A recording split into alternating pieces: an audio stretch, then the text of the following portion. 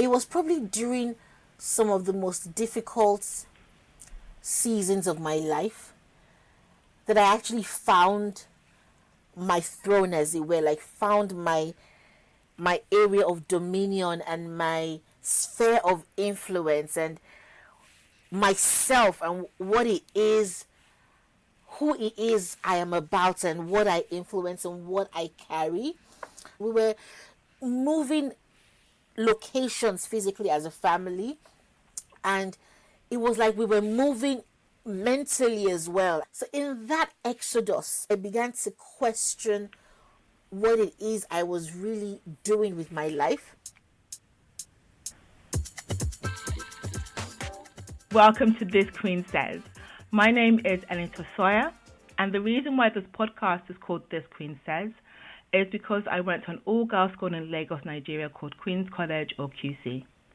And I'm sitting down with other QCO girls to share the stories that shaped us, the moments that almost broke us, and all the wisdom we've gathered along the way. I'd like you to think of this as a cup of tea with some friends, chatting, those conversations that make you feel seen, understood, and are invaluable in reminding us that we're brilliant just the way that we are. Speaking about people who are brilliant just the way that they are, I am so happy, I really, really am happy to have this young lady. I say young because she's younger than me, but she's formidable. I will allow her to introduce herself, but this lady holds a very special place in my heart because she was the one that encouraged me to do this podcast. So, my darling. Thank you. I'm going to start with a question. We just met at a QCOG reunion. Tell us about yourself. Normally I say 30 seconds, but you can have a good minute. Ooh, thank you.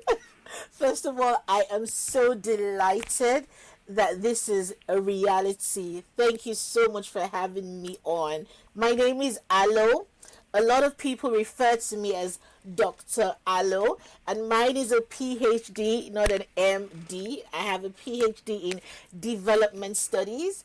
I'm an economist by training and a consultant by profession and a decorator by vocation. Get away. You're showing off now. Either designing something like with my graphics designers, or I'm moving things around in my living room when I get bored. I like color.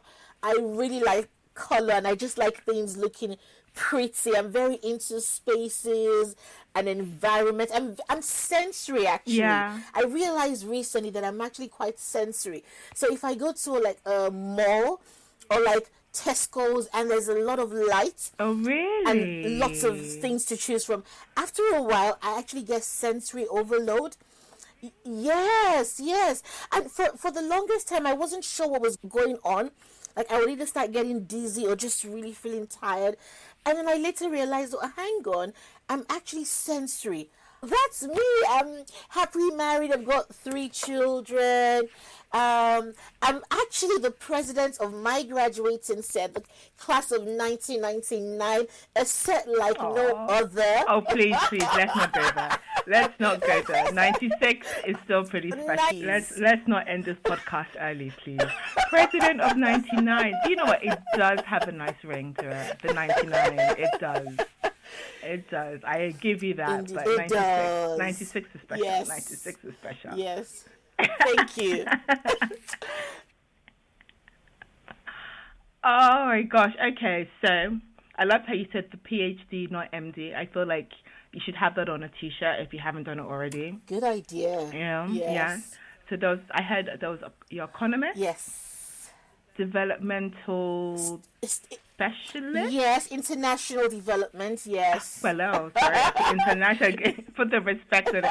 International. Yes. Because sometimes some people think it's like child development or adolescent. That's what I thought. Yes. Actually. Yes. So yeah. that's why I put the prefix of international development. So I was considering doing a PhD in economics, but I really like my sociology, my anthropology, my geography, and I wanted an interdisciplinary approach to my Yeah. research. So doing my PhD in development studies meant I could draw from different disciplines. So I wasn't just limited. So I loved being able to have an interdisciplinary approach to the research that I did. Do you think that has, because you also said that you were a graphic designer and a decorator Yes. and you are a CEO. Yes. Do you have that multifaceted approach to everything that you do? Wow. You see, I knew that I was going to get some revelation in this podcast. I do think that there's definitely a diversity and appreciation of like different slants and different angles. Yeah. But at the same time, I'm quite focused in my approach and in the way I work. So as we're talking about you, we're going to take it back. Yes. Back. Yeah. As mentioned, this podcast is called This Queen Says. So I'm going to ask you, what would you say to yourself as a JS1 girl about to start QC? Oh, So you've earned your place. Now it's time to own it and enjoy this new journey. It is not primary school. It's definitely a league above that, but you've earned it, so own it. That's what I will say. So why those words? Why that approach? So I think I started JSS1, year 7, at the age of 9. Yes. You're a baby. Exactly. Like really young. And I started boarding at 9. Yeah, I was really young. Yes. And this is me with like other girls, other ladies like 2 years older than me. Like, whoa, okay. I was this young baby in their midst. And what are the chances? I'm now the president of my set and I've been since 2019. Gosh, yes. 9 years old. When I think of myself as 9 years old, like things like Barbie comes to mind. I don't know if I was still playing with Barbie, to be honest. I'm hoping I had matured to chess.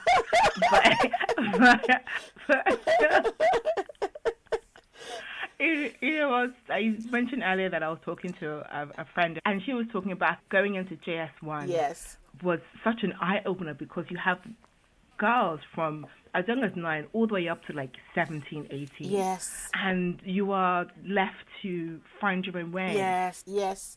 I'm in the business of education, and my area of specialty is in boarding school placements in the UK, and I see what the pastoral care setup is like.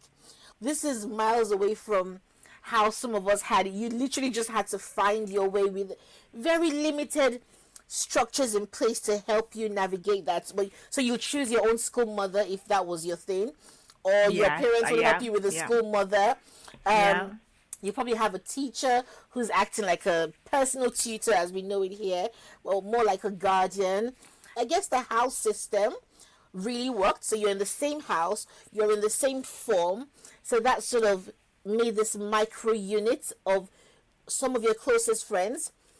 And what house were you in? Obong house. Orange house, yes. What house were you in? I was Danfodio. Yes. I don't remember kind of if there was a house that was the most successful. I don't remember. In my head, it was Danfodio, obviously. But that was probably incorrect. It doesn't seem true. It doesn't sound true to me, but yeah. I think every house had their moments in the spotlight, and certain houses were known for certain strengths. Yeah, I remember. I remember. And you know, Obasa girls like to think of them as schoolhouse. Of course. Because obviously the school color is blue. So they feel like the creme de la creme, the representatives. Like the school's house, literally. For any future girls or guests on my show who are from Obasa, we love everybody equally. Yes. We love everybody equally. Yes, we do. If we jump from JS1, you were 9, you had your friends, and we're going to skip through university. What would you say to yourself as a 25-year-old woman? Ooh.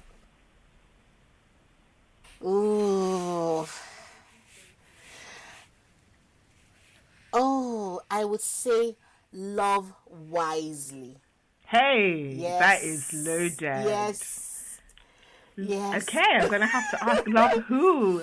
Oh, the both genders. So your female friends and whoever you're starting to think about getting in a close, you know, relationship with, like an emotional love relationship with, you need to do so wisely. Don't be, you know, silly about it. Don't get swept up in the allure and the quote unquote romance and yeah. Yes, yes. Because by then, hopefully, you're done with university, like you said. You sort of had a bit of footing in your career. So the next thing really is that love relationship. And the females you have around you matter. The people you have around you matter. Your tribe really matters. I think it's quite a turning point in a woman's life. And when you say tribe, you don't mean Yoruba, Igbo, Hausa. Oh no, no, Okay, thank you okay, for okay. Just clarifying yeah, that. yeah. No, I mean, like, you know how I think it's Gen Z, or is it a millennial way of saying those who are closest to you. So you have to be selective about them and be very wise about them. I feel like there's lots of stories there. But what about yourself? Good Because one. to be honest, I think when I was 25, I don't think loving Yes. myself was part of. I think I wanted to love life. So I don't know Yes. what your thoughts are. I totally agree with that. I think for me, my journey of self discovery probably started earlier. So if I actually backtrack to SS1, you're wearing your skirt now. There's no more pinafore. So if It's a big jump. yeah, it's a big jump. Your full chest. There's no pinafore shielding you. This is you in your glory. Senior girl. Senior girl. Like, just get your confidence together. You've earned your skirt. You passed the JSS exams. Yeah. Yes. You have. Like, just own it with your full chest. And I began to appreciate my strengths as a person, and I actually went from being a bit not timid actually, but almost unsure of myself, to just be like, this is me and I love me. Thankfully, my parents were able to afford taking me on amazing holidays, and I just really stepped into my own quite early. So coming here to the UK at the age of 15 and just getting my independence at a really young age. Yeah. So I had a lot of me time. So you can imagine from 15 to 25, it was me. Yeah, it was me loving me and loving God. I think the more I I've just remembered. I think why SS1 was such a pivotal moment for me was I was around the age of 11. I had just given my life to Christ. And I discovered myself as I got to know God even more. So that was such a turning point for me. Like, the best thing ever that happened to me. So have you always been the youngest in your group of friends? Very well observed. I have indeed. Not only have I been the youngest, I got married at 26. A lot of my friends were 28, 29. Some were also getting married. Some hadn't gotten married. So I started having children as well, a bit earlier than some, but same time as some who were already quite older than me. So I found myself in shifting tribes, as it were. Maybe that's why I'm like, love wisely and try and find your own tribe. Gosh, you were 26. Yes. How old was I when I got married? I was 30, 38, 37, 38. Yeah. And even then I was ready. I was ready. Honestly, if I look back to when I was 26, I don't know if I would. I don't know who I would have ended up with or how I would have been. I was feisty. I was young. I was immature. I was hot-headed. I knew it all, but knew nothing. Nothing. I guess that's the beauty of, life and looking back and seeing how we've grown and how we've changed. Yes. 100%. Which is why I love these questions, actually. I really do. So, 25-year-old. Yes. Love wisely. Kind of moving on from there. Yes. Got married, had children. Yeah. You had a family. Yes. What would you say to yourself as a 35-year-old woman? 35, Look after yourself. Look after your health. And by your health, not just your body, look after your mind. Be kind to yourself. Eat well. Live well. Travel. Enjoy female friendships. Feed your soul. Like, whatever it takes to set your soul on fire, like that brings you alive, invest in it. Invest in it. Look after yourself holistically. Yeah. What was going on at that period of time? Please share as much or as little as you choose to. That makes you realize that I did a good job of looking after myself, or I didn't do a good job. Yes. And I would just put my hands up. I did not do a good job. Thankfully, I'm making wise decisions now. So I lost my dad at the age of 23. So that had quite an impact on me. I had to take some time off my PhD, got married, had children, and I think I was just busy with everything happening in my life, but not really tuning into me, not really looking after me, looking after what was happening in my life. And I remember thinking to myself at a point, like, Alo, where are you? Like, I'm looking for you. Yes, yes, yes. I think that in the UK, I don't want to say anything unkind about this country because you have to speak good to the land that you live, but it can get really lonely. And you can feel like you're by yourself a lot. Yeah, I recognize that. Yes, so you're just your cook, cleaner, driver, nanny, everything. You're also trying to build your own career at the same time as well. So it can be a lot in those. And I think for women who get married in their mid-20s, definitely they would understand the next 10 years and how you're literally looking after everyone else, looking after your home and just raising your family. Would you say your career took a back seat? So, I had to rediscover my career path because I was in academia and I knew from an early age that I wanted to be in three spaces: academia, business, and policy. So academia allowed for me to be a mom, so I could take maternity leave and the summer holiday. I could choose my hours that I was lecturing. However, if you really want to publish more papers, you need time to do the research, do the work, and time wasn't a luxury that I had as a mom with a growing family. But then when I was expecting my third child, I just knew, what am I doing? So I said I read development economics and I wanted to work with the IMF, UNDP, do this international job. But I realized that would mean lots of traveling. And I wasn't about to start carrying my children from one place to another. I was already moving within England enough, and that took quite a toll. How much more having to travel and just leave my children, my husband. I think I just got to a point where I thought, okay, God, I need you to let me know what path you would want me to take. And I found myself in business.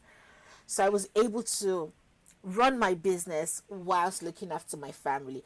But I have to say, I worked my socks off. Like, I worked really hard. So I was able to, by the grace of God, still keep my career moving. One might say that things may have been faster if I were in a situation where I had lots of help around me. That is possibly the case, but I'm grateful for the pace at which I've moved at. So I'm not necessarily seeing it as my career took a backseat. I'm not trying to do everything all at the same time. I'm grateful for the harmony.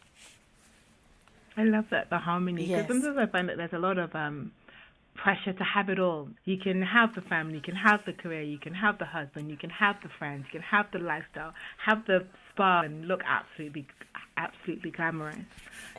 And even though I didn't have the husband and the children, I did lose myself chasing something that Yeah. I'm not quite sure what it is that I'm chasing. You know, this have it all narrative, sometimes I wonder who started this. Do they have it all? You that you're talking, do you have it all? Like, seriously. So why comes another woman in unnecessary pressure of life? What is this all? What is this all? When will it ever be enough? So I feel like sometimes you just have to define your own success. Be content with your life. I not wait for someone else's definition of this perfect have it all life. Yeah. So what you've just said, it makes me think, what do you say to yourself now? Oh, to myself now. Enjoy your queenly sit. Oh, Yes, queenly. yes. I see what she did there. Yes. Like, enjoy your crown. Wear it the way you want to wear it. Like, enjoy your authenticity. It's your seat. Decorate it the way you want to decorate it. Enjoy. Take your time. Do you. Do you? Do you. Do you. Do you. Plan, though. Plan. Let your diary be your friend. So when you say a diary, do you mean kind of like the one where you write everything, or is it more of a planner? It's more of a planner. So what you just described, I think of as a journal, which I have as well. But I meant like your planner, your calendar. Like, literally schedule as much as you can. Because things will happen that will definitely, shake the schedule. But at least you have a schedule. So you're not like overwhelmed or underwhelmed or just all over the place. It reminds me of this, was it a joke? Yes. Or someone was like, you can either be like overwhelmed or underwhelmed, but you're never just whelmed.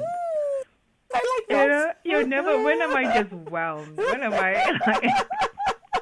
I okay? That's a good one.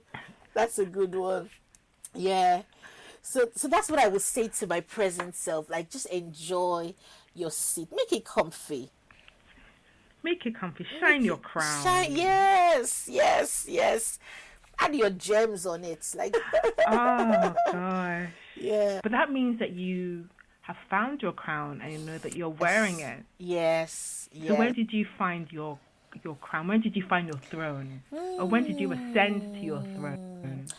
You know, the funny thing, it was probably during some of the most difficult seasons of my life that I actually found my throne, as it were, like found my area of dominion and my sphere of influence and myself and what it is, who it is I am about and what I influence and what I carry.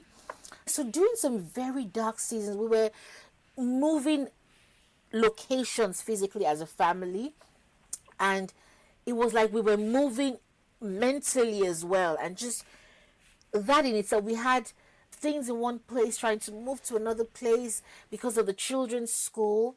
So in that exodus, in that movement, God began to reveal himself and his plans for me, and I began to question what it is I was really doing with my life. Yeah, because I think my things were tested. So I wasn't like through the fire. Yes, a divine crucible, literally. Yeah. So that's when the gold came out. I love that. May I ask what your name means? Oh, my name, biblically speaking, means my steps are ordered by the Lord. Yes. What made you think of that question? No, I think it was just what you said about going through the fire and the crucible. And Amazing. I do think our names mean so much. Oh, they carry weight. They do carry weight. And so your name, God has ordered my steps. It's beautiful. Yes. Thank you. It's absolutely beautiful. Thank you. And I can't even imagine life without God. Like, you know how they say, you asked me, when did I discover myself? Yeah. You have to know the one who created you, because he knows why he created you. So you cannot, I don't think anyone can truly fully discover themselves outside of their creator. I hear you. Yeah. I I feel hear like you. you need to know God and find out why and what it is he's asked you to do. And many times it might be different from what you initially planned for yourself. But when you lean into God's plans and purposes for your life, and you just, the Bible actually says if you lose yourself, you'll actually find yourself. There are a lot of paradoxical statements in the Bible. Like, how are you finding yourself when you lose yourself? How does that happen? But when you actually just let go and let God, you actually discover yourself. Interesting, in my prayer groups, our theme is be still. Wow. Be still, be still. Wow. Say I'm so bad. I mean, Yes. God forgive me. When you say kind of, lose yourself not to find yourself. It reminds me of that saying that always cracks me up is come and be going. I've never understood. Come and be I love it. I've never understood it, but I love it. I love the Nigerian statements that we have. And thinking of Queen's College, we had all sorts of songs that we would sing and all sorts of slangs and memes and just ways of expression. But it just added that color to life. Like, I boarded throughout my time in Queen's College for 6 years, and all the songs, memories were captured in those songs. Do you remember them? Yes. Remember? Oh, yes. And we talked about Obasa girls, and there was this one, Obasa one, come out. It's time to wash your pants. Then obviously that was, wherever you go, wherever you see Echo, do not say yes when you mean to Baba Ibadan. You must add that Baba Ibadan at the end. And a whole lot more. Yeah, they added color to our time. Prep time, and we've just had dinner. Yeah. Before we start serious study and afterwards, just lots of fun and banter in classes, and sometimes some arguments, but most times some good laughs. So, Yes. speaking about good laughs and looking to the future, Yes. what would you say to yourself as a 65-year-old woman? Ooh. I would say make sure you're paying it forward. Yes. Go on holidays with your tribe. Yeah. Enjoy, if you've got grandchildren, enjoy them, because you've still got some energy. Somewhat. 65 is young, I think. Right, yes. Because we've got 60-year-olds now making 60 look like the new 40. Honestly. You look at them and you're like, how? So fit at the age of 60. Beautiful, Yeah. So you've still got that energy. So enjoy the grandchildren, pay it forward to them, tell stories, share your stories, and still enjoy life. So may I ask, do you feel we can all do more to pay it forward? Definitely. I think at every age and stage, we can definitely do more. And I think this podcast is doing just that. I think every recent alumni should listen to this. And yes, the vulnerability, the openness in this space, it's a very safe space. Thank you. And I like that. I really do. Thank you. Yeah. Thank you. My mother passed away when I was in my mid-30s. Wow. And because I got married after that and went through various life events, I really did miss her. It's always made me think about the things that women should talk about more openly. Yes. So what are some of the things that you would want women to talk about? The mind, what goes on in the mind. I would love women to talk more about making big money. Like literally, yes, not just small change. Like making it big. Yes. And what you're doing with those funds. I love women to talk more about their health.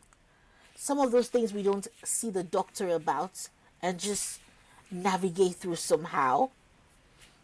I think, yeah, I mean, health, 100%, I've often thought about it, but always Yes. about making money, and not just money, big money. Big money. And being proud of saying, I want to make big money. Yes, yes, yes. And how I'm investing that money, what my portfolio looks like. Yeah. Yeah. Maybe that'll be like a spin-off. Okay. Yeah. Maybe. Yes. No, not for me. I'm terrible with money, so I need to learn. I need to learn and listen. So have you always been good with money? I think I have to be honest, with all humility. I've always been curious about wealth and the distribution of wealth. I would often tell this story that when I was, I was at the age of 4, 5 thereabouts. My dad had just built this lovely house. But opposite us was what we call in Nigeria, face me, I face you. And I would stand by the window and look outside, and I'm like, how are we in this lovely house? And just right opposite are these poor people. And that was where I became really curious about the distribution of wealth. When I came to the UK, the first question in my mind was, how do people make money here? Like, the wealthy people here, what are they doing? What is it? They don't like gold the way Nigerian women like gold. It's not necessarily their store of value. What business? What are the sectors? And I got to find out that people buy houses here and people own houses. I'm like, okay, that's something. So I thought, okay, I'll save my money. And that's how I started saving. And at the age of 26, I bought my first property. So my friends were buying Louis Vuitton and buying designer things. And I wasn't bothered. However many pair of jeans I had at my tops, I was fine. I was just studying, going to the library. We would not have been friends. So yes, I think I knew from a young age that I want my money to work for me, not just me working for money. So I've always been like, okay, how can I make that happen?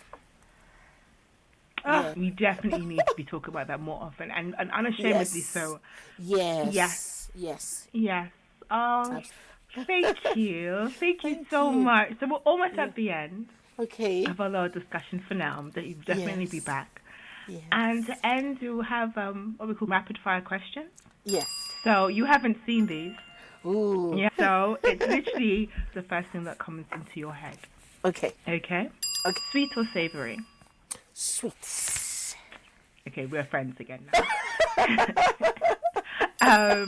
Your favorite time of the day? Ooh. In the evening. Okay. What's the best compliment you've ever received? Ooh, this one, my accent. Yes, I went to Houston. I was around the age of 18. And I remember thinking, I hadn't even gotten a British accent of some sort, right? Yeah. And I'm at the airport and I'm asking this security guy some questions. And then he says to me, you got a lovely accent. Like, there's the way you just said it. That, where are you from? And I'm like, I'm Nigerian, but I live in England. So I'm not sure where would you place my accent. But he just said he liked it. And that for me was such a confidence boost. And what was bad though was I didn't even bother changing my accent afterwards. I was like, if this guy says my accent is amazing, this is it. My accent is amazing. Gosh. Yeah. It's so interesting, like sometimes it takes a complete stranger to say something. Yes. You know? That validates you in some shape or form. Absolutely. Yeah. Yeah, the kindness of strangers. And this man probably said it in passing, had no idea the impact it's had on your life. Yes. Yeah. Yeah. Maybe I would just go around being nice, saying nice things to people. Obviously if I mean them, but it's true, you never know. You never know. You never know. Where do you do your best thinking? Oh, my best thinking is in the shower, definitely. Same. Yes. You know, a German company did an advert about that and said 74% of people get their best ideas in the shower. I am a statistic. Do they say why? They did actually. I think it's just being alone I don't know if you're naked by yourself, the shower. Yeah, I need to go back to the research. I want to know. Yes, they used it really to do want an to know. advert, actually. Yeah, I'm going to go back to that research and find exactly what's happening in the shower. Please Yes. let me know. Please I let will. me know. And finally, what song can you listen to on repeat? Oh, I just want to speak the name of Jesus. I can listen to that song over and over again. Nothing else matters. Nothing in this world will do. Those are my jams. Yes. Aww. Yes. I'm caught up in your presence. I'm a worshiper. So powerful. I can listen. Yes. It's so powerful. So powerful. Oh, gosh. Thank you. Ella, thank you so much. Thank I've really enjoyed this conversation. I really have. Thank you. And I hope your listeners have learned a thing or two and have been blessed by this conversation. And one thing I just want to add on is, to everyone listening to this, don't let anything or anyone or any devil steal your joy. Yes, the enemy and life's events will try and chip away at your joy. And your joy is strength. That's why the Bible says that the joy of the Lord is your strength. Guard your hearts. Guard your joy. Guard your mind. Protect it with all diligence. For truly out of it flows all the issues of life. Yeah, so just thought to drop that there. And my dear friend here should have added pasta to her. To one of her.